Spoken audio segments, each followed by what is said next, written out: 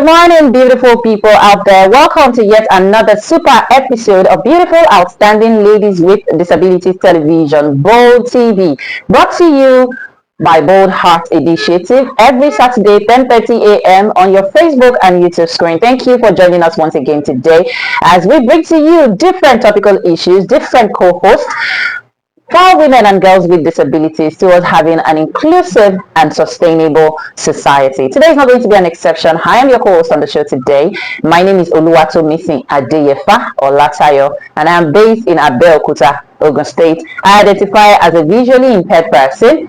I am a broadcast journalist and the executive director of Beyond Limits Initiative for Women and Girls with Disabilities. Welcome to the show. Welcome one, welcome all. Today we shall be diving into our topic of the week shortly. But before then, let me have my ladies also introduce themselves to you.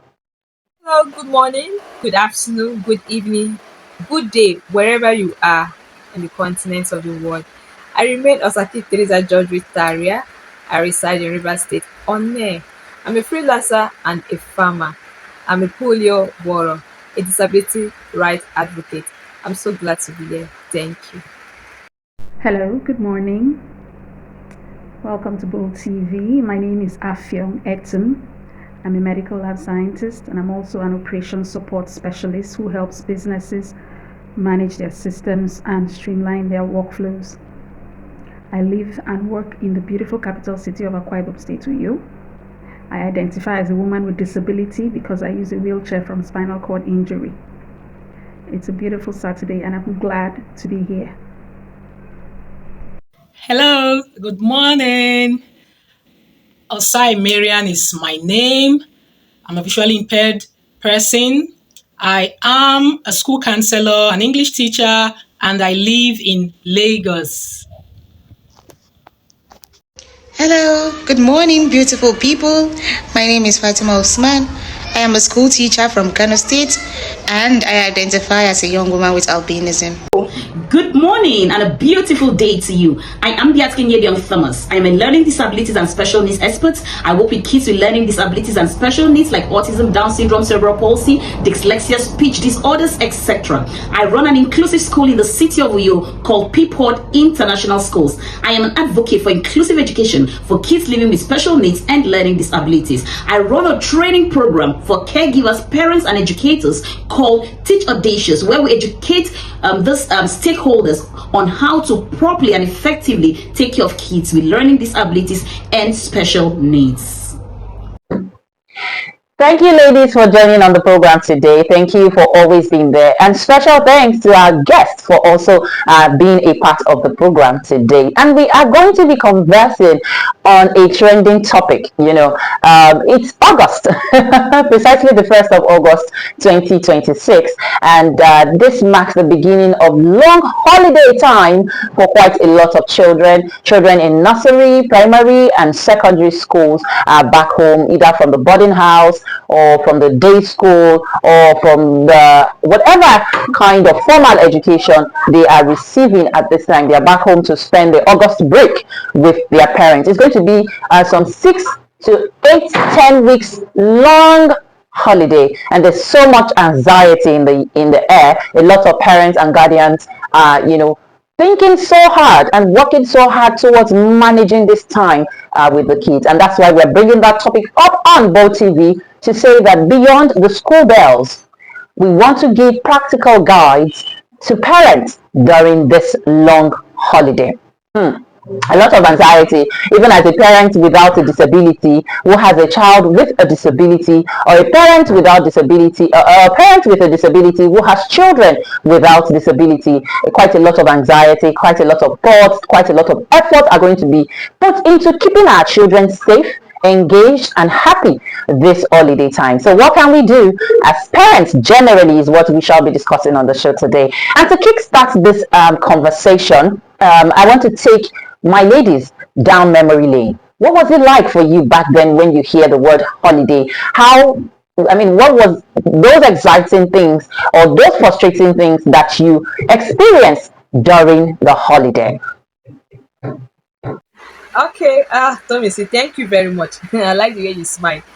Okay, thank you for that question. You said, looking back at your own childhood, what was the biggest excitement or frustration when school closed for the long break? I like that question. Well, I've lived with a disability all through my life, so I have two versions. Um, I acquired disability at the age of like months. So I left my parents at the age of 4 plus. Yes, 4 plus. So I got into a home for children with disabilities. So the first people that were in charge of us don't allow us to go home. So we stay with them all throughout. So and at that stage during the holidays, we were excited where because of we have more visitors that will take us out to their houses, at times for parties, at times they come to the home and visit us and stay with us. So that was the exciting part to see people come around, play with us, gist with us, ask us questions, they mingle with us. So that was the fun part. Then the other part, the frustration part is when the second people that came after the first set had like a transfer, the missionaries now came, the whites. The white now said that we have to start going home for holidays. So the exciting part is we meeting our parents again, like from boarding house to, we are going home. We're excited with our family. But the other part that is frustrating that I don't like is my own home. We didn't have a disability friendly home. So going back home for that factor of the toilet, the environment is not disability friendly. That's the frustrating part. We're like, hi, I'm going home. Oh, hi, toilet is foul, it's not stable, all of that. So the environment was not disability friendly. But apart from that, I was excited going home to meet my family again. Thank you. Well, I think for me, my biggest holiday shock as a kid would be having to spend more time outside.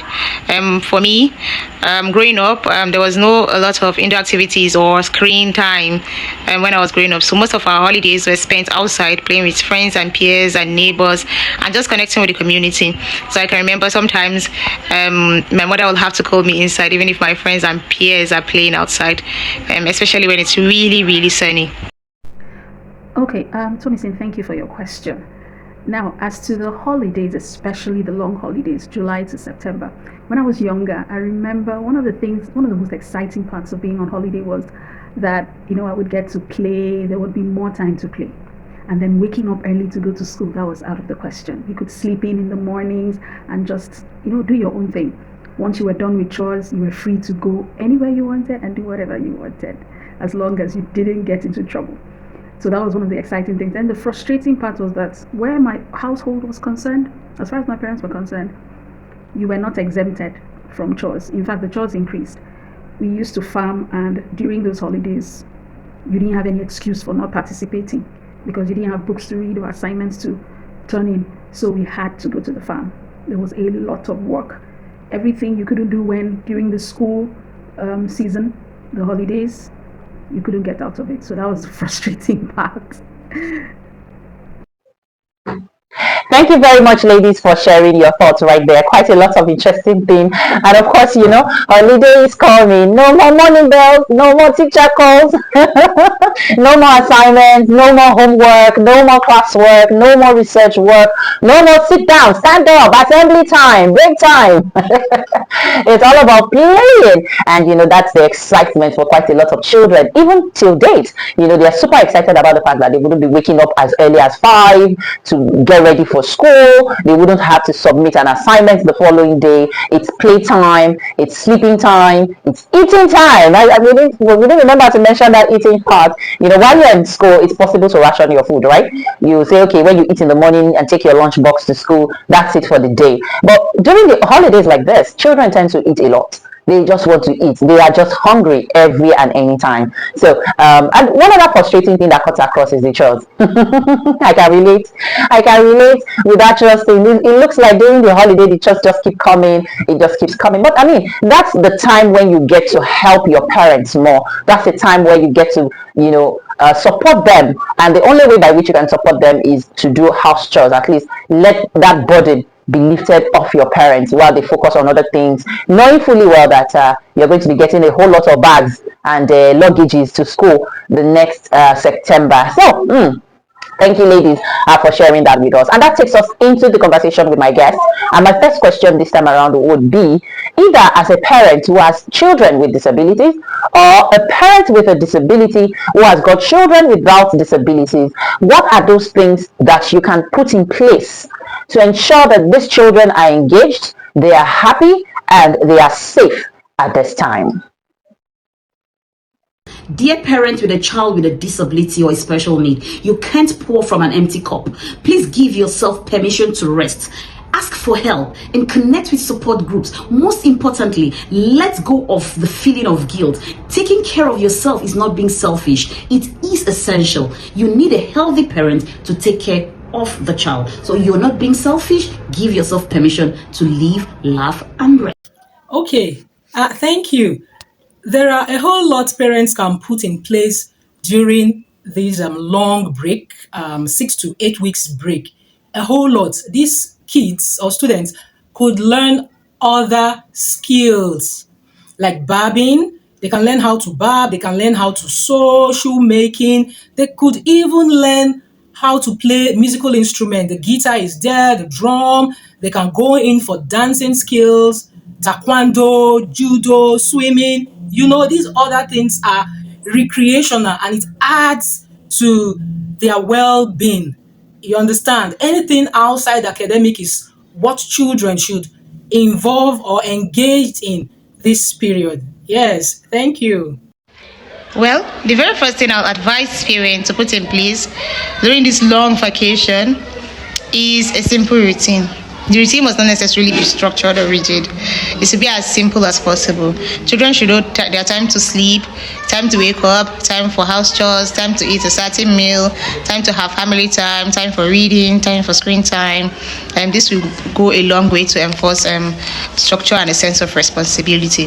One other thing I'll advise parents to have is to set a goal for the long vacation.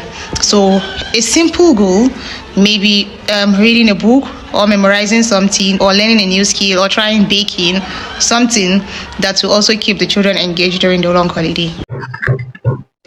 Thank you very much, ladies, for that contribution. Everything you've all talked about is very, very valid and apt. And these are practical guides. These are things that parents, either with or without disabilities, can engage to ensure their children with or without disabilities have the best of time this long holiday. Talk about setting goals, talk about setting a routine, maybe not a structured, if you don't do it, I'll flog you kind of routine, but I mean, let them know that, oh, there's time to sleep, there's time to play, there's time for screen, there's time to eat. That eating, I don't know why it keeps taking me back. Okay then, so we've also talked about taking them on to learn a skill, and quite a lot of skills are out there for your children to learn: barbing, tailoring, hair making, bead making, soap making, quite a lot of skills. And talk about AI. Yes, it's the season of technology. You can allow them to take some few weeks courses in AI, in technology, in cyber security, in graphics designing, product design, and things like that. Just ensure that they are well engaged during this period. I mean, it's very, very, very important and valid. Thank you, ladies, for that contribution. Now, let me go back. Let's go back again in time. I want to pry a little into what it is like. I mean, because we're talking about learning skills, putting out the kids to learn a skill. What is it like? I mean, for you growing up, what were those non-academic skills that you engaged in, especially during the holidays, that when you look back today, those skills came in handy, like you could still do them, and somehow maybe, yes, it's possible that those skills still fetch you some kind of income or some kind of survival, because I mean, it could just be survival skills that you learned and it came in handy now. So what are those non-academic skills that you got during the holiday that is still speaking for you till today? All right, thank you very much, Tomisi. Okay, the next question that you said is, what is the non-academic skill, like independence, that I learned at home during a school break that with me forever? Okay, this part, like I said earlier on, we had two versions of governance. The first set still when they come around, there's this, we learn different things. I'll divide into two: the artistic and the sewing. So when they're going, they bring colors, they bring paints. We have to do coloring, we have to paint, we have to draw. So we are not check. They will not check the best part where you are more active and which of them you do easier. So it's either you know how to draw, how to sketch, how to color, how to paint, how to create things with your mind. And we also have different things. All these molding, they're like molder, all this clay, but they are not clay. There's another form of molder. We'll create human beings out of it. We'll mold things out of it. Those are the fun parts. And then we learned on how to mold things, how to create things, how to imaginary things. Then the other part was the sewing. We learned how to sew. Yes, clothes, patchwork, like best spread, different things. So for me, the two things I know how to do now. And if I had like maybe study them more, I would have been professional in artistic, like to draw. I can draw very well and I can sew. So what that stays with me is still that sketching. I can look at a bar, a diagram or something. I can sketch, I can draw, and I can do amend my clothes. Yes, I can amend my clothes. Anything concerning, I can even once someone cut for me and tell me what to do, I can even sew. You understand? So that sewing skill and that artistic skill remains with me from that time. Like those are the things I learned during the holidays. So I still practice them somehow, and it's okay. And I still do them till tomorrow. Thank you very much. Okay. During my time, I learned how to cook. Yeah, very key, and it's still very useful to me till date. Again, then because I could see then, I engaged in playing of Ludo, words, and so many others. But that cooking is key, very key because it's still very useful to me till date. I cook for myself. I cook whatever I want to cook, and I am glad, so glad I learned it when I did. Yeah, thank you. All right, thank you. One of the things that I know I learned during the holidays, especially playtime, was that creativity increased. It was very important. When parents say, "Oh, children play too much, they do too much," I tend to disagree because play is also a form of learning. Your children learn how to socialize. Your children learn how to do different things, how to interact. They learn different things when they are playing. Their minds get to come up with ideas. I remember there were some games we used to play. Back then we didn't have 24-hour TV, so TV stations only opened from like 3:30, 4 p.m. And so you came back from school, did your assignments, had lunch, and then you had time to play if you wanted to before TV came on. And so during those times, and then sometimes when there was power outage and there was no TV, or maybe the TV stations had an issue, we came up with a lot of creative ways to entertain ourselves. And I sit back now and I wonder, how did we come up with those ideas? That's what happens when the mind is given free rein. So one of the things I learned was creative play.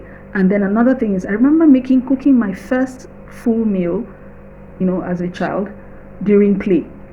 We had a maid then, and then she would be in the kitchen, making food. And then I and a neighbor's son, we were outside here. We got a container, an empty can of tomatoes, tin tomatoes, and then we would go to the kitchen to borrow ingredients. We set up a small fire on the veranda, and then we kept borrowing ingredients from the kitchen.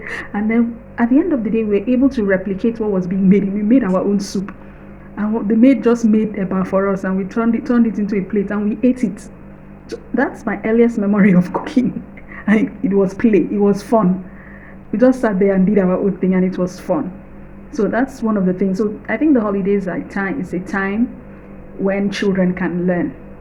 There's no end to the possibilities. There's no end to what they can, do. Sometimes just letting a child be on their own, boredom in itself can stir up creativity. A child sits, "Oh, I'm bored." You don't rush to fill in that gap. Let them sit with it. Let them just stay in that discomfort, and it will shock you what they're able to come up with. So for me, the holidays, it's not a time to shut down. It can be structured. It can be fun but structured, so that children can still learn while they're having fun. Wow, wow, wow. Thank you so much, ladies, for sharing. And I'm also a testimony to some of those survival skills that you talked about. Talk about cooking. I mean, back then when my mom would say, stay with me in the kitchen, back then when she would say, okay, go boil some rice, do this, clean, cook, wash, it looked so Herculean. It looks like an insurmountable task. It looks like she was punishing at the time. But now that, I mean, I'm grown, and now I am with a disability, those skills came in very much handy. Another skill that I want to relate to what we have said so far: reading a book, reading, being creative. I think my mom also taught me that as well, and came in handy for me today. It came in, I mean, especially money. When you talk about reading, writing, transcribing, summarizing, reporting, these are skills that I learned not in the school, with my mom during the holidays, during weekends, and they are still very much handy with me till date. Thank you, ladies, for sharing your experience with us. And I hope this speaks to a parent out there that whatever you're teaching your kids right now will come in handy for them in future. They would definitely need it, whether it's a non-academic skill, whether it's a survival skill, whether it's an independent skill. It will definitely come in very, very handy for them in future. Ladies, as we gradually begin to wind down, I just want us to touch on something very important, and that is the mental health, the mental state of health of our parents at this time. How do we as parents, especially mothers, women with disabilities, women without disabilities, ensure that this period when the children are at home is not overwhelming? How do we protect ourselves without feeling guilty, without feeling like, oh, you have to give and give and give and give to the kids and reserve nothing for yourself? As women, we are very in tune with having to we just want to be there for our kids. We just want to provide for them. We don't want it to look like they are lagging anything or lacking anything in any way. And so how do we protect ourselves? How do we ensure that we're not stressed out, that even after the holiday or even during the holiday, we don't get to lash out on the kids, we don't get to pass aggression, we are also healthy and happy alongside them? The long break does not mean that learning has to stop, but it shouldn't feel like another school term. Kids with disabilities thrive on routine. I encourage parents to maintain simple daily schedules that balances play, learning, rest, and family time. Engage them in everyday routines like arts, craft, storytelling, shopping, etc. All these activities build communication, motor, social, and life skills naturally. Firstly, I would like for parents of children with disabilities to admit that sometimes it can be exhausting and tiring to have to parent or cater for children with disabilities, and it's totally fine. It's fine. It doesn't make you any less of a parent, and it doesn't mean you love your children less. I also advise that parents of children with disabilities to leverage the support systems that they have. So it's okay to send them to their grandmas, their aunties, to their neighbors, to their older siblings, as long as you are sure they are safe and their reasonable accommodation will be provided. I also endorse self-care, so take good care of yourselves, eat healthy, eat well, sleep well, rest well. So anytime you feel exhausted and overwhelmed, it's okay to pause, rest, recharge, and then you can continue. And finally, I'm a huge believer that holiday period can be turned into family times and absolute learning periods for children with or without disabilities alike. And this is easy because during the holidays there are no complex or structured routines for you as the parent and the child to follow. So it's easy for you to teach them morals or a behavior you want them to carry. You want them to carry or continue doing.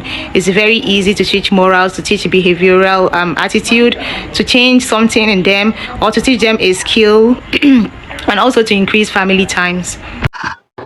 All right then, thank you very much, my beautiful women. Speaking to women, mothers, parents protecting themselves at this point in time. Find time for yourself. It's okay for you to feel exhausted. It's okay for you to feel tired. It's okay for you to want some rest. It's okay for you to also want to say, hello kids, mommy needs to rest. Protect yourself, and that way we can have a happy time together. Let me use this opportunity to add that one other thing, I would have mentioned it earlier, but I'm still on the show, and so I can't still have the opportunity to mention it, is that as parents, especially parents who have children with disabilities, or parents with disabilities who have got children without disabilities, this is not the time for you to subject your children to street begging. Please, we hear so many cases of child molestation. We hear so many cases of children with esteem, self-worth, self-confidence have been damaged. And one of those foundational causes is street begging. This is not the time for you to subject your children to street begging. This is not the time to subject them to so many inhumane and inhuman practices.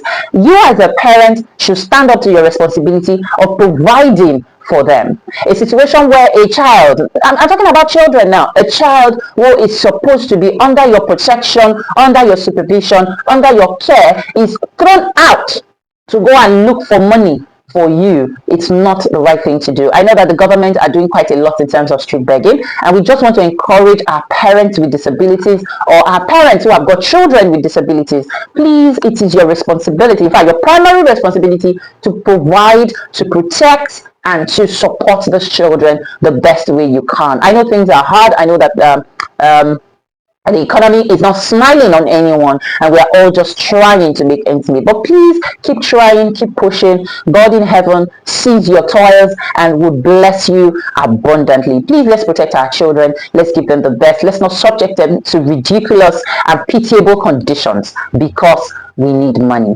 God will help us accordingly. And this will take me back to my ladies. Please, your parting shot. How do you say goodbye? What would be your final words on the program? How would you advise? What would you suggest overall to parents during this long break? My words of encouragement for parents of children with disability would be: focus on your child's growth and happiness. Look for the little ways and the little things that you can do to make your child happy. Don't ever compare your child with other children. You might think disability can look the same. You might think that, oh, their milestones can be the same, but whatever you do, don't try to ever compare your children with other children. Don't even compare one of your child with another of your child. They are two different individuals. And don't be fooled by what you see on social media. Focus on your family. Every family have their challenges and setbacks, and people that post the good stuff on social media, they might be facing far more worse challenges than you can. So just focus on your family, focus on your children, do everything to make your children happy. It might be with the little things. It might be just a walk outside your house. It might be just reading a story to them. It might be just bonding and having family time over a silly cartoon that you might not enjoy, but just make sure that your children are happy and they are engaged throughout the holiday. And before you know it, your day will be over. We are just seeing it as it's long, but before you do it, it will be over. Thank you. To every parent and caregiver, I want to remind you that you are doing better, far better than you think. Your child does not need a perfect parent. Your child needs you, that loving, patient, and present parent. Celebrate the small victories. Growth is not always fast, but every step counts. You are not alone in this journey. I celebrate you. Anxiety should not even be the word at all, because it is a time for these parents and guardians to bond with their kids. It's a great opportunity. Yes, I understand where the anxiety is coming from. They'll be at home, restless, running up and down. But again, this is the time to engage them. So I want to encourage parents, guardians out there. Don't just leave them at home saying, oh, they're on holiday 6 weeks, they should play. Yes, playing is part of why they're on holiday, but it shouldn't be all play, play, play. You understand that their brain is so active and alive now, so you engage them by other skills, the non-academic skills. Please, they should involve in that, and trust me, it will stick and stay with them for a lifetime. I mentioned some earlier on, like learning how to dance, how to swim, how to play musical instruments, how to barb, shoemaking, sewing. These are the things that we encourage parents, guardians to involve their children with in such a period. Yeah, thank you. Thank you very much, ladies, once again. All of your conversations, all of your suggestions, all of your opinions are very valid and asked today. And I really do enjoy myself on the program. I hope you have also enjoyed yourself on the show along with me. Please, it's a time to bond, it's a time to engage, it's a time to have fun. Make sure that you are bonding, you are engaging, you are having fun with your kids this holiday period. Let everybody pray together, play together, cook together, clean, wash together, smile together. And reminds me of Fatima's a suggestion that you watch a cartoon, even though you have not enjoyed the silly cartoon. Someone like me, I'm wondering, what are you people enjoying in this thing? But I mean, it's fun having the kids watch you, sit with them, and enjoy their silly cartoons with them. With them. And with that, I say thank you so much to every of our viewer out there who have joined in on the show today. Thank you for your support. Thank you for always being there. And please, we want to encourage and indulge that we crave your indulgence, that you continue to share, you continue to like, comment on our videos every other week. Thank you, ladies, for joining once again. Till we come your way again next week, my name is Oluwatomisin Adeyefa Olatayo. And on behalf of all my ladies on this episode, I want to say be happy and stay blessed. Bye-bye.